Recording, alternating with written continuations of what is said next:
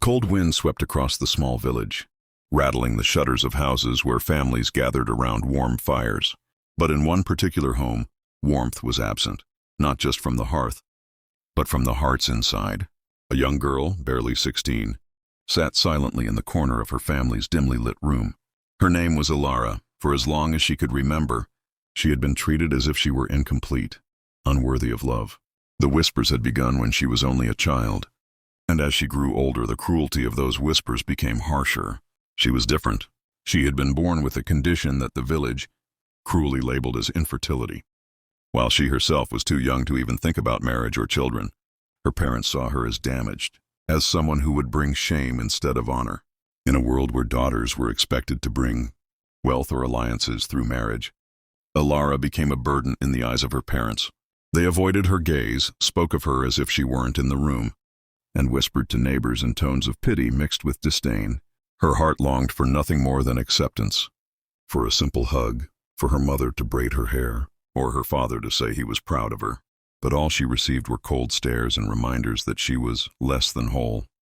The breaking point came one night when she overheard her parents speaking. They were tired of keeping her, tired of explaining to others why no one came to ask for her hand. And in their desperation, they did something unthinkable.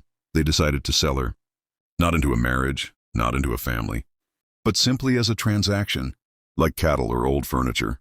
A wealthy trader who passed through the village offered a small sum of money, and to her parents, that was more valuable than the daughter they never cherished. Elara's world collapsed in silence. She did not cry, for her tears had dried up long ago. She did not plead, for she had learned that begging only deepened their cruelty.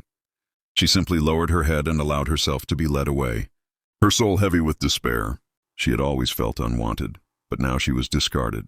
The trader who bought her was a cold man. His eyes held no compassion, and his words were sharp as knives. He saw her not as a person, but as property, someone to work, to serve, and to be silent. Days turned into weeks, and Elara's spirit grew weaker. She moved like a shadow, invisible yet burdened with endless labor. At night, she curled up in the corner of a drafty barn, staring at the stars and wondering if the universe even knew her name. But fate, as cruel as it often seemed, had not abandoned her completely. One winter evening, as snow fell heavily across the land, the trader set out on a journey through the forest. With him, unwilling and shivering, was Elara.